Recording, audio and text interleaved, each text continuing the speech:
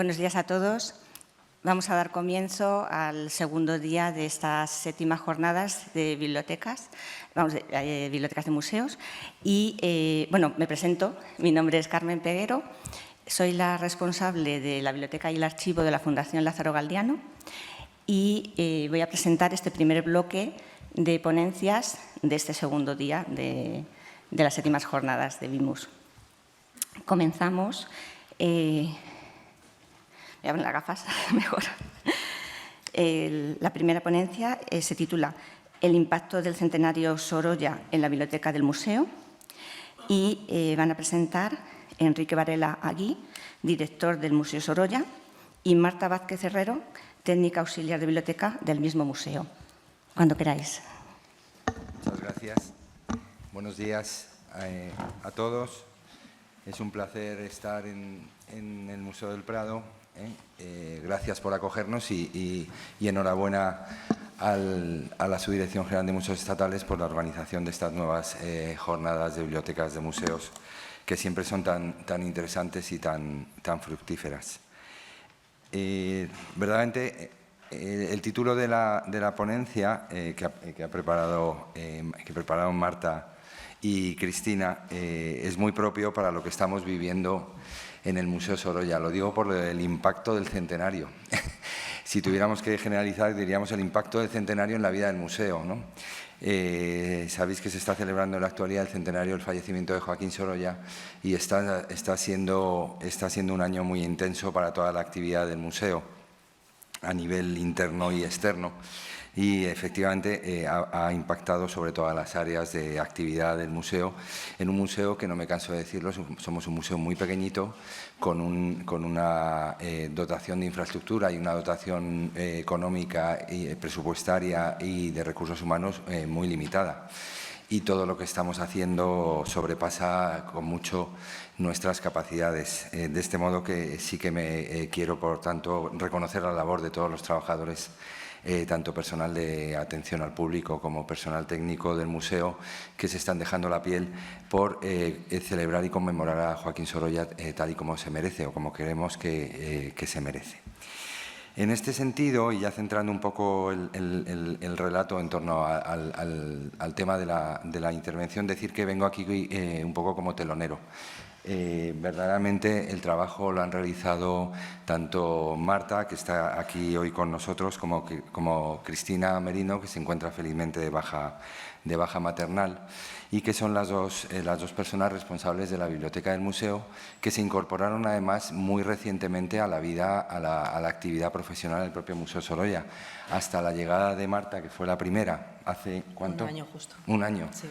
Y la llegada de Cristina hace menos de un año. La biblioteca del museo no tenía personal cualificado que la atendiera y era Rosario López, la auxiliar de museos, la que con toda su buena voluntad y predisposición, pero sin la cualificación específica de bibliotecaria, atiende nuestra biblioteca. De tal forma que estas dos últimas incorporaciones nos han hecho sumamente felices a nosotros y también a los usuarios de la biblioteca y a los propios libros y fondos de la biblioteca que son atendidos por personal cualificado. Como digo, vengo de telonero, voy a abrir la intervención, dejaré paso a Marta, que con toda su capacidad pueda desplegar los contenidos en torno a la biblioteca, y luego hablaré un poco de proyectos que tenemos del centenario vinculado con el fondo bibliográfico, con los libros o la propia ampliación del museo.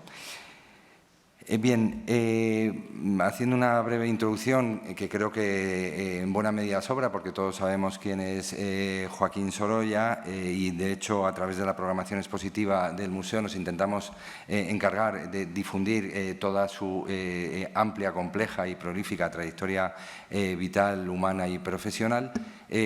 Sabemos que Joaquín Sorolla es un hombre que nace en la Valencia menestral de 1863 y que tan solo con 2 años de edad, por medio de una epidemia de cólera que arrasa la ciudad de Valencia, queda huérfano, como digo, con 2 años de edad, junto con su hermana Concha, y es recogido y tutelado por sus tíos Isabel Bastida y José Piqueres.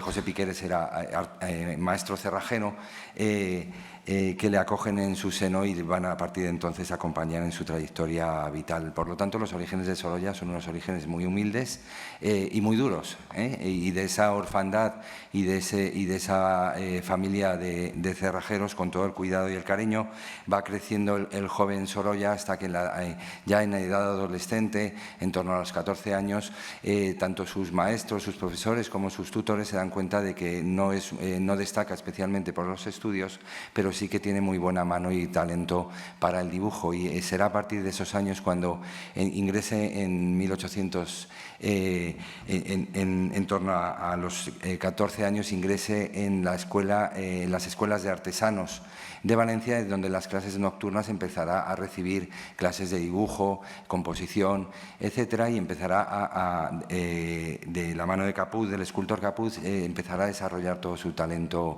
artístico. 2 años después, ya con 16 años, ingresará en la Escuela de Bellas Artes de San Carlos, dependiente de la Academia de Bellas Artes, y allí es donde él va a formarse como aprendiz de pintor, con todas las asignaturas de perspectiva, dibujo, composición, etcétera, desarrollando ya una formación mucho más académica en el ámbito de las artes plásticas, hasta que en esas primeras décadas él se presente a una beca de pensionado en Roma. Ya sabemos lo que significaba irse de pensionado en Roma para los artistas de la segunda mitad del siglo XIX. Gana una pensión de la Diputación de Valencia para irse a Roma, y en 1885 hasta 1889 desarrollará toda su formación artística en Italia, con una perspectiva de conocimiento del ecosistema internacional de las artes. Digo todo esto porque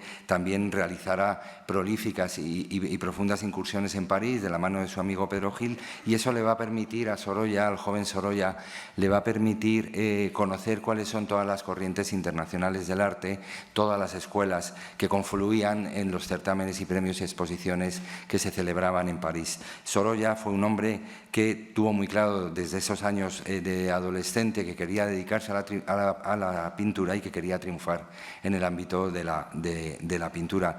Y esa ansia de trabajo y esa ansia también de promoción profesional le llevará, como digo, a no encasillarse ni fosilizarse en esa Valencia menestral, sino que a abrirse al mundo, a salir al mundo y conocer lo que se estaba produciendo en las corrientes internacionales del arte. Eso, unido a su talento propio innato que tenía y a la formación académica que había recibido, nos llevarán a ese Sorolla que hoy conocemos todos, y que a partir de la década a partir de 1889, cuando ya se radica en Madrid, se asienta en Madrid, al regreso de su pensión en Roma, deciden que el lugar para instalarse, él y su mujer Clotilde, el mejor lugar para desarrollar esa carrera profesional es Madrid. Pues a partir de esa década de 1889, 1890, es cuando va a empezar ya a cosechar esos triunfos en la Exposición Nacional de Bellas Artes del 82, con Otra Margarita, en 1894 con La Vuelta de la Pesca, o el Gran Premio que gana la Exposición Universal de París en 1900, ¿no? Continúa su trayectoria celebrando su primera exposición individual internacional ya en París, en las galerías Georges Petit en 1906. Eso se convierte en un hito. Era la primera vez que se le dedicaba una exposición monográfica en una de las principales galerías del momento, con un gran éxito de crítica y público, lo que le llevará a que en 1907 realice una nueva exposición monográfica en Londres, en las Grafton Galleries, y de ahí conocerá, a través de esa exposición, conocerá el industrial y potentado neoyorquino Archer Huntington, conocerá la obra de Sorolla y será el que le encauce toda su trayectoria, toda su fama y reconocimiento internacional hacia el ámbito de los Estados Unidos, celebrando en 1909 esa exposición monográfica en la Hispanic de Nueva York, que en tan solo 2 semanas fue visitada por más de 160.000 personas y que le abrieron el mercado y la fama y la gloria del mercado estadounidense, ¿no? Esta es la trayectoria de Joaquín Sorolla que todos conocemos, que culmina con el encargo por parte de Archer Huntington de la visión de España de los paneles para Hispanic de Nueva York, que realizará entre 1911 y 1919 y que en buena medida será en parte causa de ese ataque, de ese accidente cerebrovascular que tendrá lugar en el mes de julio de 1920, en el que, pintando los jardines de su casa, le sucederá este derrame cerebral que tan literariamente narró Ramón Pérez de Ayala y nos cuenta esos momentos trágicos que suceden y en los que Sorolla continuará viviendo 3 años más ya como hombre, no como pintor, hasta que el 10 de agosto de 1923 fallezca en su casa de Cercedilla a la edad de 60 años. En fin, me he permitido el lujo de hacerles esta pequeña biografía improvisada en torno al hombre, al pintor, al artista, simplemente para enmarcar un poco el momento de partida de esta ponencia, que se centra en la biblioteca del Museo Sorolla. Este Museo Sorolla nace por la voluntad de su esposa, de su viuda, Clotilde, que en su testamento expresa la voluntad de que si ella en vida no ha creado un museo, que a su muerte toda su colección de obra de Joaquín Sorolla, todos los enseres que habitan la casa y la propia residencia, la propia vivienda ubicada en el Paseo del Obelisco, pasen al Estado como un legado familiar para que se cree el museo a mayor gloria de su marido Joaquín Sorolla, hecho que tendrá lugar en 1931.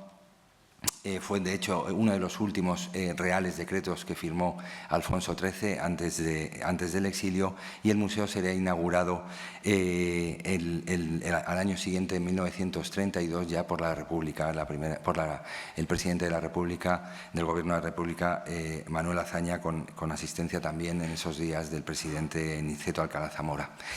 Bien. Este acto de generosidad por parte de Clotilde y en buena medida también de sus hijos, de Joaquín, de María y de Elena, es lo que nos ha permitido a todos los ciudadanos disfrutar de una maravillosa casa museo en el Paseo General Martínez Campos.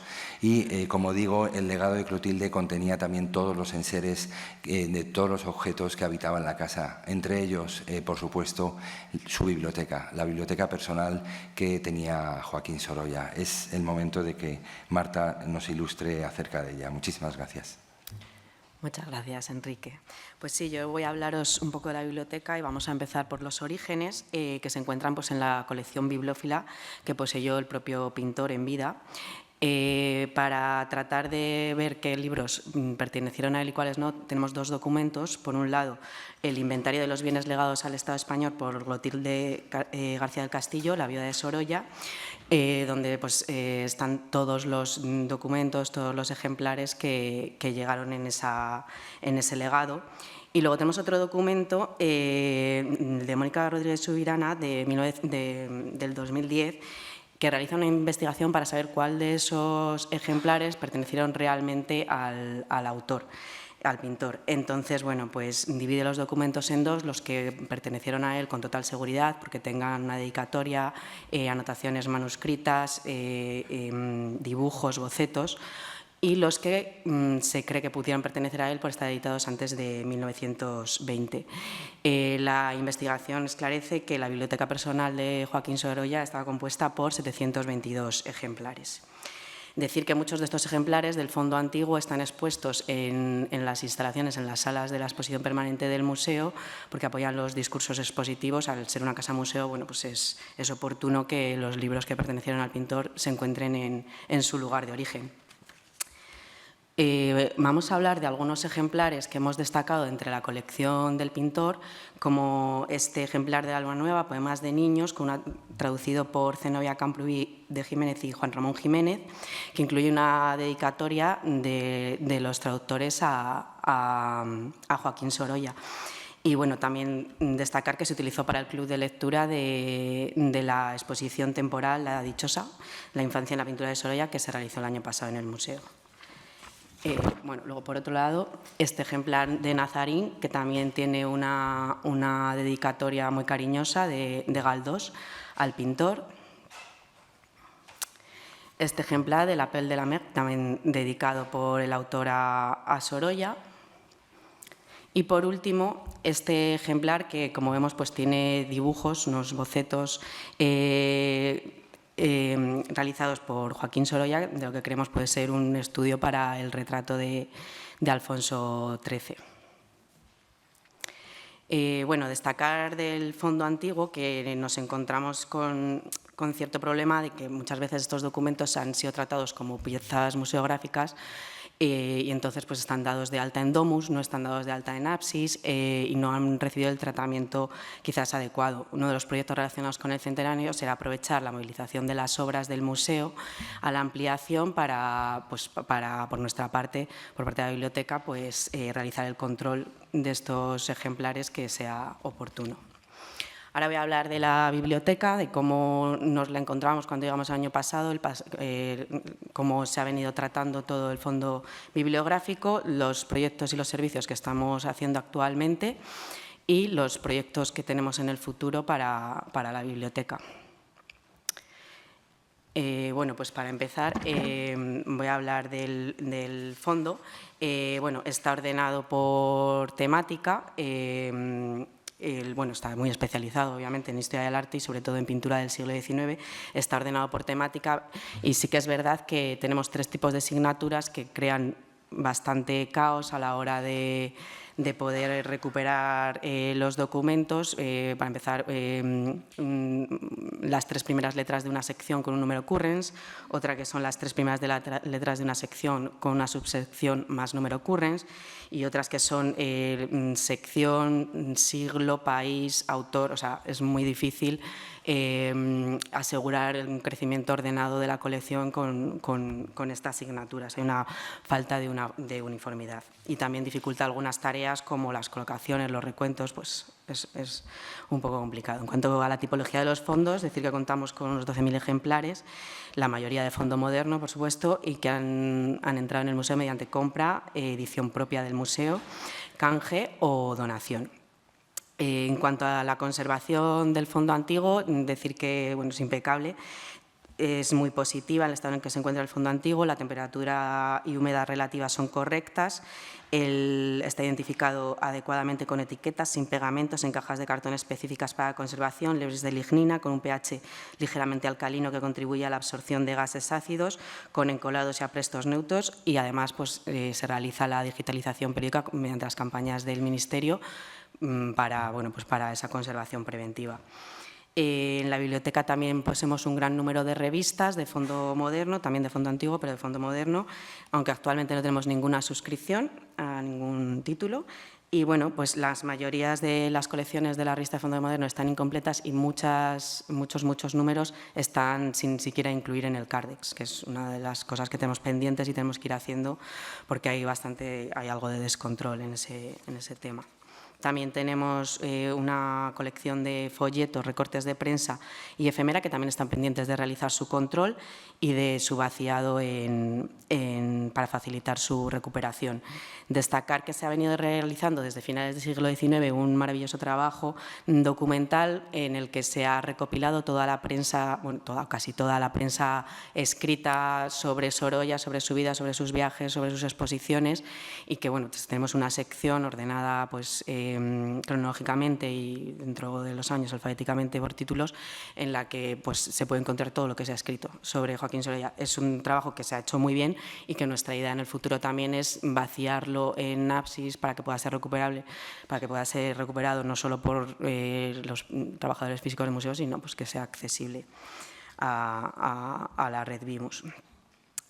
Bueno, en cuanto a las funciones y los servicios que se venían dando, por un lado, pues el proceso técnico lo realizaba Rosario, la auxiliar de museos que se encargaba de la biblioteca, pero bueno, sobre todo se dedicaba al registro y sellado de los fondos y luego mediante campañas puntuales pues se hacía la catalogación y la ordenación.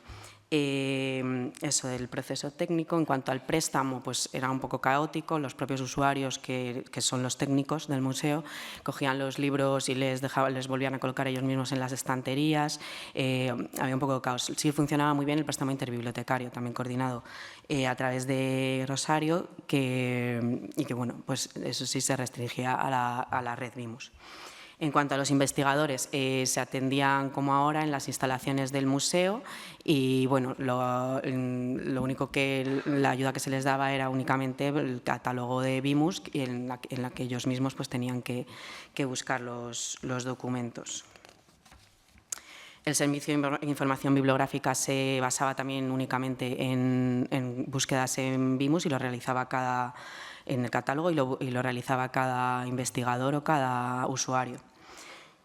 Y bueno, luego hablar de las instalaciones que tenemos. La biblioteca comparte instalaciones con la oficina del museo. Entonces, bueno, esto tiene un aspecto muy positivo, que es que al final nuestro usuario principal, que es el técnico del museo, está en la biblioteca, tiene toda la información al alcance de su mano rápidamente y bueno, pues eso facilita mucho nuestro trabajo y también el suyo. Y luego también es muy positivo para nosotras las bibliotecarias porque estamos completamente dentro de todas las actividades, de las exposiciones, de todo lo que se hace en el museo, que se hacen muchísimas cosas, pues estamos completamente incluidas, nos enteramos de todo y así pues también es mucho más fácil para nosotras ayudar en lo que haga falta y bueno, pues estar completamente dentro de esa plantilla, aunque estemos separadas, pues estamos dentro completamente. Y bueno, por otro lado, tenemos el depósito. Bueno, hay una parte negativa de estar en las mismas oficinas, que no tenemos un espacio propio, una sala de lectura para recibir investigadores y que puedan venir a consultar los fondos. Sí que tenemos mesas disponibles, pero bueno, mediante cita previa y en horario de mañana y sabiendo cuándo vienen, ¿no? Pues les atendemos. Y sí que es verdad que sería interesante pues tener un espacio propio como sala de lectura. Y luego, en cuanto al depósito, pues está en el piso inferior a las instalaciones de la oficina y biblioteca y bueno, pues se guarda todo el excedente de fondo menos consultado, duplicados, las publicaciones del museo que tenemos en stock. Bueno, es un espacio un poco multifuncional. Y ahora vamos a hablar de los proyectos que estamos haciendo actualmente, de los servicios que estamos intentando dar.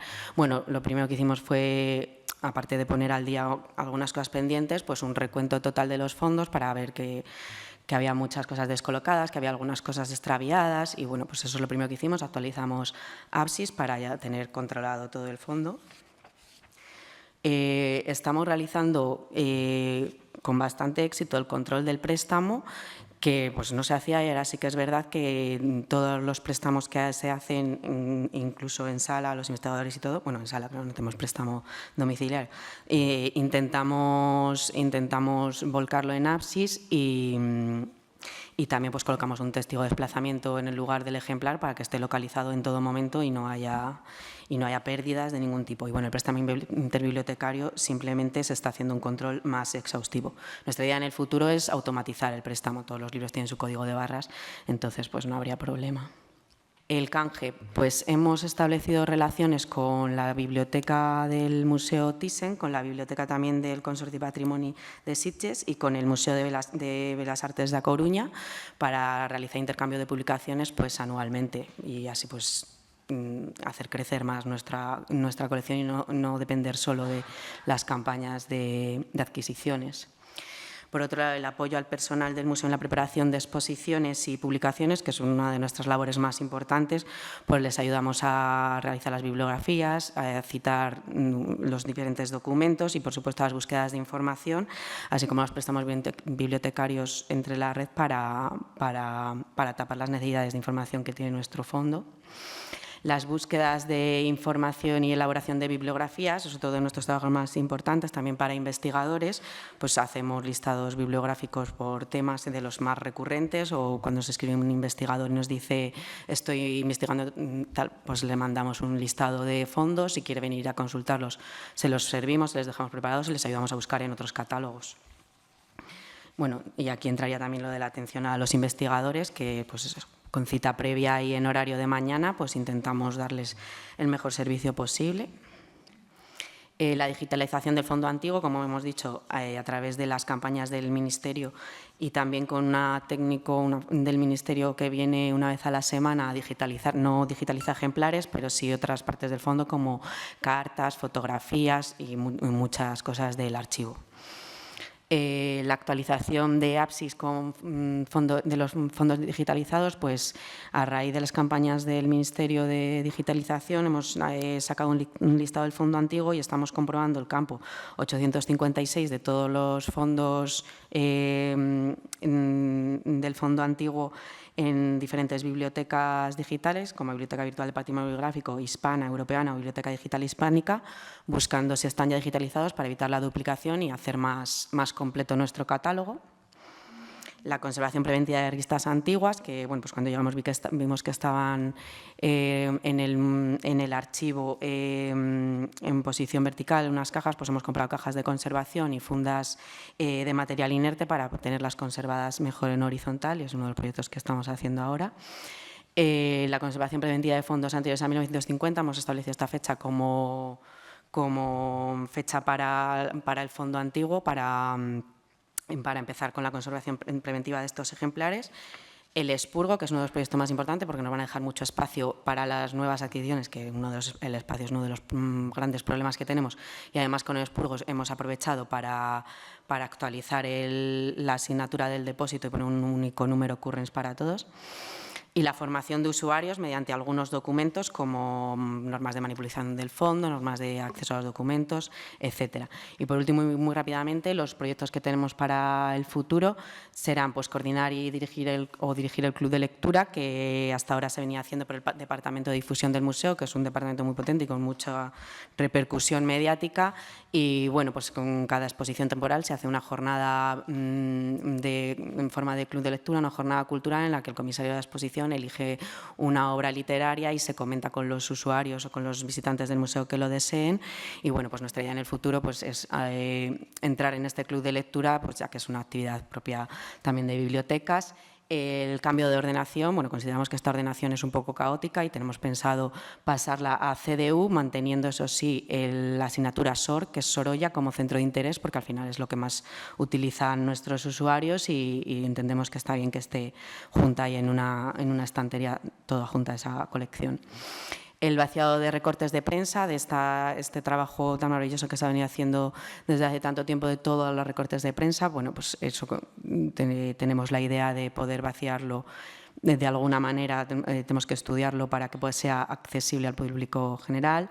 La difusión de las colecciones, bueno, ya sí que mandamos boletines actualmente de novedades de todos los ejemplares que van entrando y también de todo lo que entra en el repositorio digital de Sorolla a los trabajadores del museo, que es nuestro principal usuario, pero bueno, pues nuestra idea es difundir las colecciones más allá de fuera del museo a través de la página web, las redes sociales, etcétera.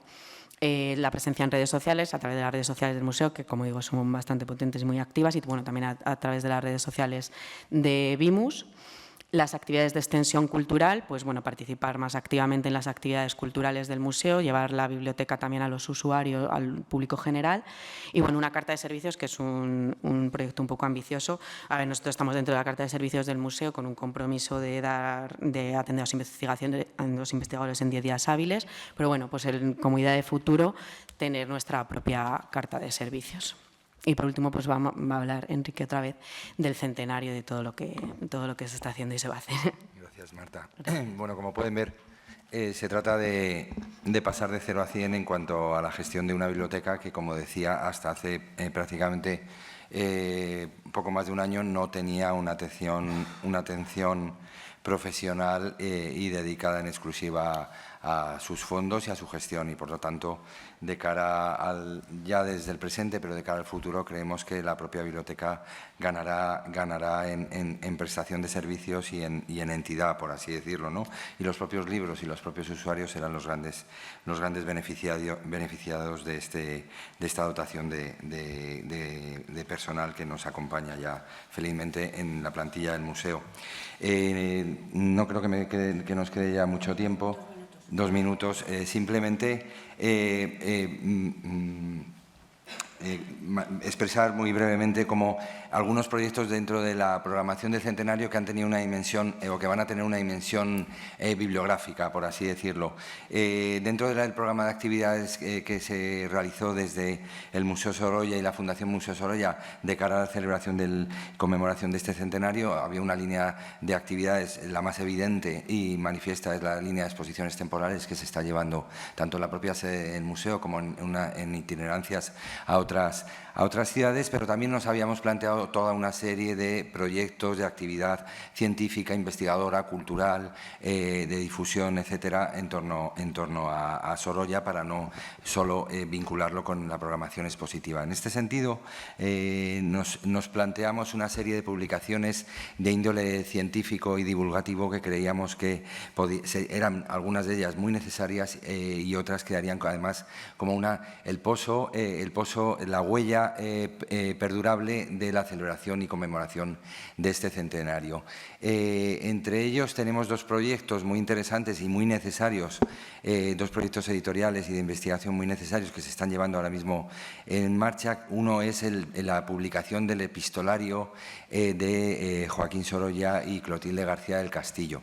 El fondo del archivo del museo es una auténtica joya, contiene, como ya he dicho antes, toda la documentación que la familia Sorolla atesoró en vida, y hasta la fecha se habían publicado tan solo las cartas que Joaquín Sorolla dirigía a su mujer Clotilde. Como bien expresa la exposición temporal que tenemos ahora en el museo, Sorolla, viajar para pintar, Sorolla fue un pintor eminentemente viajero y la mayor parte de su trayectoria vital transcurrió viajando entre distintas localidades, tanto nacionales como internacionales. Eso lo que provocó fue una ingente correspondencia epistolar entre el pintor y su familia, y felizmente todas esas cartas se custodian en el archivo del museo. Como digo, hasta la fecha tan solo se habían publicado las cartas que Sorolla dirigió a su familia, pero las cartas de respuesta que Clotilde le dirigía a Sorolla no estaban publicadas. Este proyecto, enmarcado dentro de la celebración del centenario, el objetivo es publicar toda esa correspondencia epistolar, todos esos viajes de ida y vuelta en las cartas, en los que no solo contiene esa relación personal entre el matrimonio o entre Sorolla y sus hijos, sino que también ofrece multitud de información y de datos acerca de la trayectoria profesional de Sorolla. Pues en ella Sorolla va contando a su confidente, a su esposa Clotilde, todo lo que le acontece en torno a sus viajes relacionados siempre con su trabajo. Por lo tanto, consideramos que era un proyecto muy necesario, que la mitad de ese ingente fondo epistolar no estaba publicado, y nuestro objetivo es publicar en varios tomos toda la correspondencia. Como digo, estos son unos grandes proyectos que quedará para el futuro como aportación del centenario de cara a la investigación futura en torno a la trayectoria artística y vital del pintor valenciano. Otro proyecto que tenemos en marcha y que será el que se materialice de manera más inmediata es el proyecto en torno a Sorolla y la crítica de su época. Es un proyecto cuya idea partió de Blanca Pons Sorolla y de Tomás Llorens, que hicieron durante unos años, estuvieron recopilando todas aquellas críticas que Sorolla recibió en vida por parte de la crítica de la época, de la prensa y de los especialistas, y que lamentablemente con el fallecimiento de Tomás Llorens quedó detenido. En ese momento Blanca me trasladó a mí personalmente y al museo la posibilidad de impulsar este proyecto dentro de las actividades del centenario y también como un acto de homenaje al propio Tomás Llorens.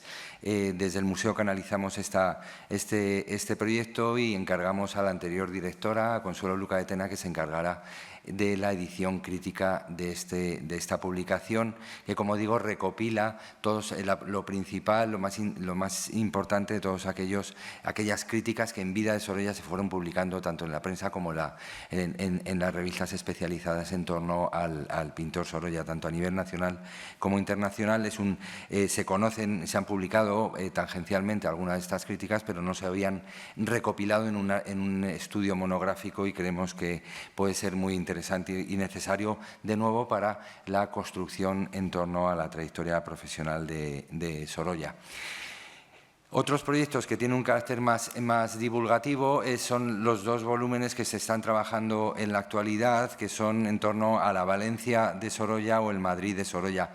Queremos cartografiar la ciudad de Valencia y la ciudad de Madrid en relación con la trayectoria vital Enrique, y disculpa, artística. un minuto. De acuerdo, y artística de Sorolla. Y, por tanto, de esta forma, a través de especialistas, tanto del museo como colaboradoras externas, vamos a publicarse en 2 volúmenes en torno a esa Valencia de finales del XIX y principios del XX y aquellos lugares que tuvieron una importante huella en la obra de Sorolla, ¿no? Y también un proyecto de novela gráfica que estamos trabajando con la editorial Norma. Como saben, Norma Editorial es la principal editorial de cómics en nuestro país, y tenemos con ellos un proyecto que todavía está fraguándose en torno a la realización de una novela gráfica por parte tanto de guionistas como de ilustradores actuales en torno a Sorolla. También una forma de traer a Sorolla al presente en un medio de expresión cada vez más importante y que además nos